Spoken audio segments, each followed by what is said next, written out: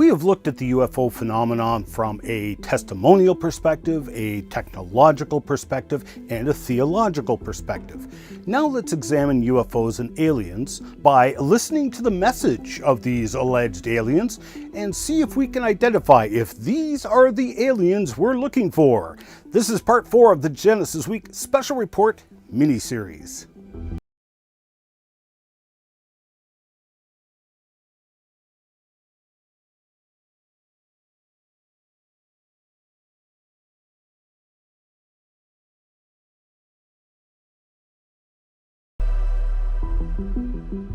Thank you for joining me again. I'm your host, Ian Juby. We looked at the impossibility of intelligent alien life on other planets from a scientific perspective, verified by the complete and utter lack of any evidence of intelligent alien life. The biblical record of creation, which makes zero mention of life on other planets, and in fact indicates that the stars and planets were created for Earth's inhabitants, not to be inhabited by other life. So now let's move on to what secular scientists and researchers are saying about the possibility of aliens visiting Earth. However, in order to get there, we need to discuss some adult-related themes not suitable for younger viewers, and some more sensitive viewers will find this understandably disturbing. So, this is your warning. Viewer discretion is advised. Famous scientist Carl Sagan, who is definitely no friend of creationists nor Christians, oddly entitled his 1996 book, The Demon-Haunted World: Science is a Candle in the Dark. He addressed the possibility that UFOs are extraterrestrial visitations.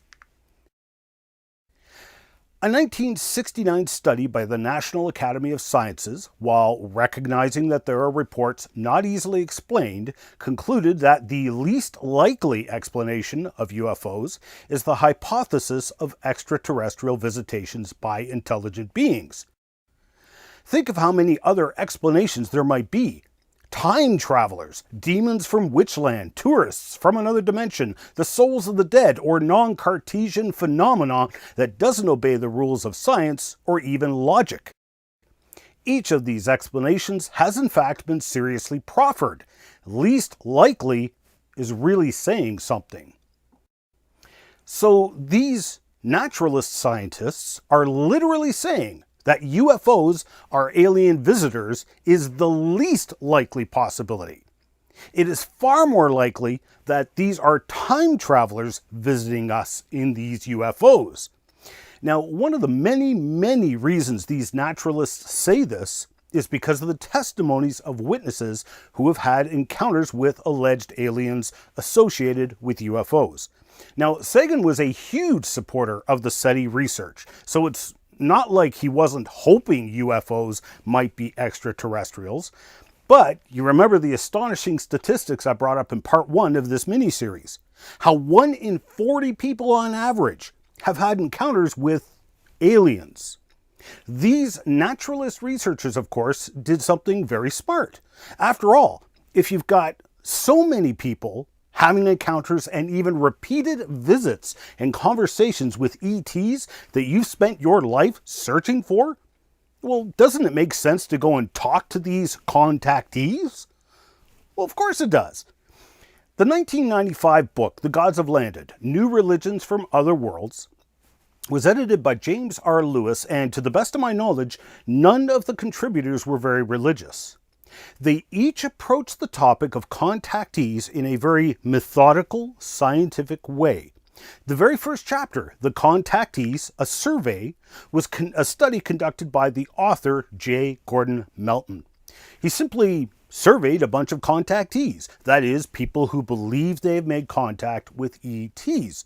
His conclusions are remarkable and probably shocking to most people, as this contactee phenomenon is not at all what people think it is. Melton wrote in his conclusion, "This survey of the contactee movement has verified a conclusion reached earlier that the flying saucer movement is in effect a new branch of occult religion. It follows the patterns of occult religious bodies and draws most of its content from general occult teachings.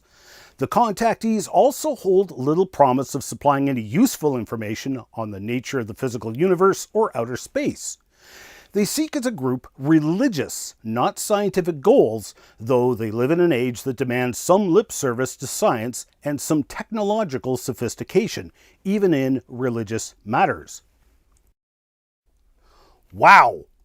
Occult religion? Why on earth would he say such a thing? If someone said to you that they had a visit with an alien, well, how would you picture that event in your mind? Most likely you would picture some spaceship coming down and landing in front of this person, and alien greys coming out and talk to them for a while, right? Where is the occult religion in that? Well, first of all, 99.999% of the time, the picture of events I just described to you is not at all what happens. Active and continuing contact with the alleged aliens is typically accomplished by mediums via seances, channeling, and Ouija boards. There's the occult religion Melton and so many other secular researchers talk about. Still others are subjected to the alien abduction phenomenon, which almost always happens at night when the person is sleeping. This abduction event is typically psychological and physical torture and rape. It is usually ongoing, that is, the aliens come back over and over again for years and persistently torture these people. And what has been found is that all of these people have had ties to the occult. Either they themselves were involved in the occult, or their parents were, or someone they were living with was involved in the occult. I have yet to see an exception. Many alleged contact incidents are only recalled through hypnosis. So now take a really sketchy procedure that has very unreliable results already, use it to bring forward memories of events which may or may not have happened. Well, there's certainly no physical evidence that these alien encounters happened. Now, you might not know Jacques Vallée, but he was the inspiration for the lead scientist in the movie Close Encounters of the Third Kind. He was a strictly secular researcher when it comes to UFOs and aliens. Note well his observations about the UFO and alien interactions with people. The reported interaction with the occupants of the UFOs is absurd, and their overtly scientific experiments are crude to the point of being grotesque. The medical examination to which abductees are said to be subjected, often accompanied by sadistic sexual manipulation, is reminiscent of the medieval tales of encounters with demons. It makes no sense in a sophisticated or technical or biological framework. Any intelligent being equipped with the scientific marvels that UFOs possess would be in a position to achieve any of these alleged scientific objectives in a shorter time with fewer risks. The contactee reports continue to come from reliable, well-balanced observers, and they increasingly point to the existence of a genuine technology pursuing its own hidden agenda. Hidden agenda? Dr. Vallée mentions this crucial topic in passing. The hidden agenda of these alleged aliens becomes apparent when you focus on the message they bring, and simultaneously gives us a clear indication of just who these beings are. The message of the alleged aliens is fairly consistent in its goals, though the message has changed throughout the centuries to match the popular science of the day. Vallée actually called these aliens messengers of deception. A believer in UFOs, Vallée documents his conclusions about the aliens based on exhaustive research in incredible detail and logic in his 1997 book by that title. Barely into the book, he summarizes where he's going with all this. Whatever they are, the occupants are not genuine extraterrestrials. This leaves us with few alternatives. Either they are images created within the brains of the witnesses, possibly by remote stimulation of the visual cortex, or they are characters in a staged occurrence, actors in a deception operation, carefully borrowing its concepts from basic human archetypes in order to force a global behavioral change. Global behavioral change? The message the aliens have brought through the centuries to literally millions of people have a lot of commonalities. They love to talk about the end times, the end of the world, Book of Revelation type stuff. They then turn around and claim that they are humanity's salvation from the end time disasters that are coming. They claim to want to help ourselves and bring world peace. Oh, isn't that a wonderful message? They want to help us accomplish this goal by establishing a one-world government. Those of you who have read the Bible knows that the book of Revelation talks about a one-world government in the last days, headed up by the Antichrist.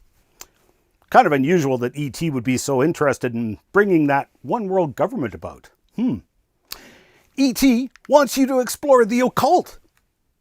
E.T. repeatedly talks about how religions must be removed, but especially the Christian religion. They slander Christ. They are notorious liars. They attack and misquote the Bible. E.T. likes to quote the Bible a lot, but it's always out of context, always in line with being messengers of deception. These are all exceedingly odd things for E.T. to be so focused on, but it does line up perfectly with demonic, occultic religion. So what are demons exactly? Now, the Bible does talk extensively about intelligent beings not of this world. They're called angels. And it's very enlightening to read the Bible to better understand their capabilities. They are basically interdimensional beings like God. Time itself is a dimension of creation, so the ability to operate outside of time would make you an interdimensional being, if you can picture that. So angels can manifest themselves in this world, this dimension, or in the parallel dimension we call heaven. When they do manifest themselves, they are almost always mistaken for people. It is a common misconception that angels have wings. Generally speaking, they do not. This misconception is reinforced by so much historic artwork which depicts them with wings, unfortunately. In the book of Judges, Gideon has an entire conversation with an angel, goes home and makes a meal for him, comes back, and the angel touches the meal with his staff and burns up the meal and then disappears. It's only then that Gideon realizes this was an angel. But look at this. The angel appeared as a man. He wasn't naked, so obviously he manifested clothes as well. He also had a staff, a solid object. He was able to manifest fire. These are the abilities of the angels. In Genesis 19, 2 angels are sent to Lot in the city of Sodom, and again Lot and the entire city mistakes them for men.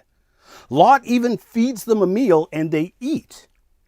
In the book of Acts, the Apostle Peter is chained in prison and an angel shows up in prison. He just walked through solid walls. He smacks Peter upside the head and Peter's chains fall off from his hands. The angel then escorts him out of the prison, opening metal doors without even touching them. So the angels can interact with this material dimension, our world.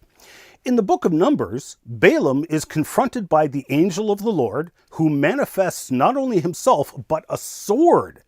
And he plainly said he was going to use that sword to kill Balaam. In 1 Chronicles, an angel is sent with a sword to destroy the city of Jerusalem, and does so. So angels are able to manifest metal objects that can interact with us humans in this dimension and even harm us with the manifested objects.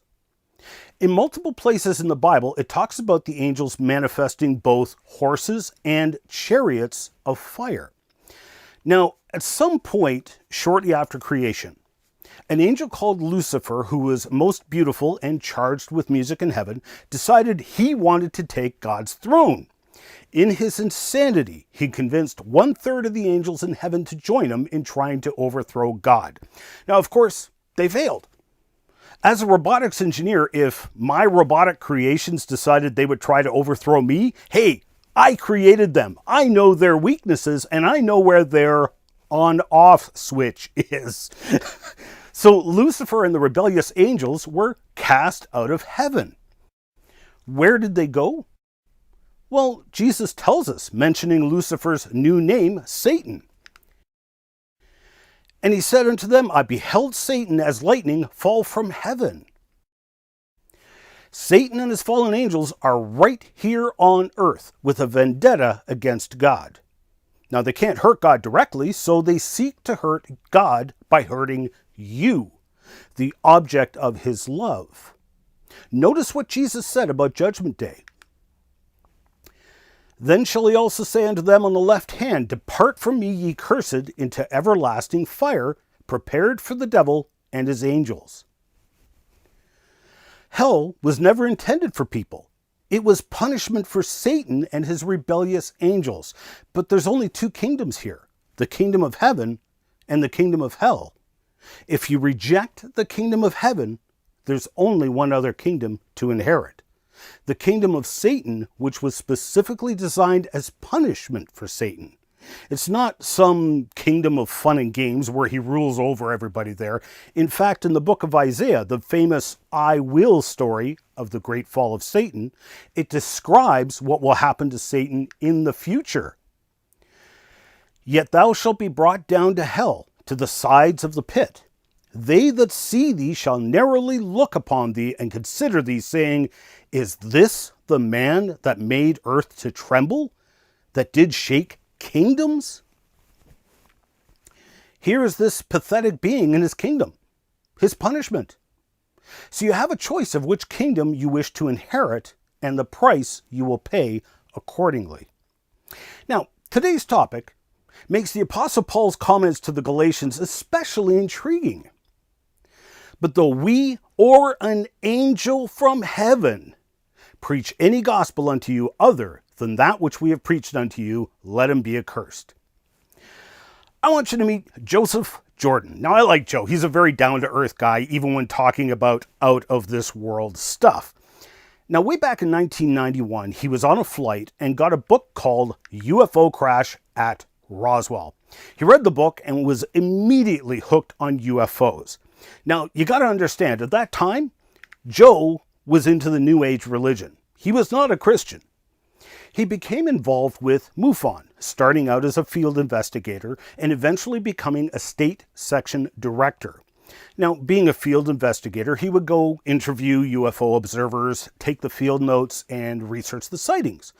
Of course, because the alien abduction phenomenon was always associated with UFOs, he would invariably wind up with people claiming they were abducted and were seeking help. Joe would faithfully document their incident.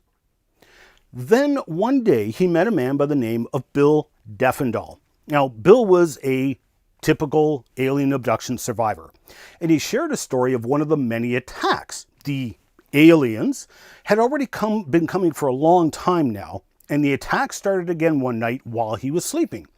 In his words, the aliens showed up and put a pole up his anus and suspended him in the air on this pole. Now, Bill had only recently become a born-again Christian. You could never stop these aliens and attacks. It left you completely helpless. Bill was desperate, as always, but now something had changed. He had had a personal encounter with the Lord Jesus Christ. So, out of desperation, he called out to Jesus, Jesus, help me. The aliens made a sound like they were hurt, dropped him on the bed, and never returned. Old New Ager Joe here was completely taken aback by this. What do you mean they stopped? They never stop. Joe started asking around with other researchers who all privately admitted what nobody wanted to publicly acknowledge, that they had encountered this before as well. Joe wound up having his own personal encounter with the Lord Jesus Christ and became a Christian through all of this. Meet Guy Malone. He's a really cool guy who was your typical alien abduction survivor until one day he too became a Christian and discovered the real identity of these aliens, and that through the name and power of Jesus Christ, he was able to end the alien abduction phenomenon. Now, the name of Jesus wasn't some magic wand, but rather it was the abductees' allegiance and personal relationship with Christ that ended the alien abductions. Guy asks a profound question of the rhetorical kind. If they were aliens with superior technology, do you think the name of Christ would stop them? The name of Muhammad doesn't stop the abductions. The name of Buddha doesn't stop them. Medications and psychological therapy doesn't stop the abductions. In fact, it's sad to say that for most churches, if someone came to them looking for help because they were being abducted, raped, and tortured by aliens, the churches would probably point them to psychiatrists who are of no help. While the church is the only one that has the answer to the problem. Guy and Joe started the CE4 research group. CE4 is a reference to Close Encounters of the Fourth Kind, or alien abduction. Guy moved to the thriving metropolis of Roswell, New Mexico, made famous by the Roswell UFO crash of the 1940s. Guy set up a ministry to alien abductees right across from the UFO Museum in Roswell to show these people how they can terminate the rape and torture events by establishing a relationship with the creator of the universe, Jesus Christ. The CE4 research group has compiled the testimonies of hundreds of abductees who have been set free from the reported torments of the alien abduction phenomenon. You can read and sometimes hear the audio testimonies of well over 100 people who were willing to share their testimony on the CE4 research website, alienresistance.org. Joe Jordan and Jason December also just recently released an excellent book, Piercing the Cosmic Veil, which was the contributions of various authors, including yours truly. They cover the topic quite exhaustively and include multiple testimonies of alien abduction survivors, all revealing the true nature of the alien abduction phenomenon.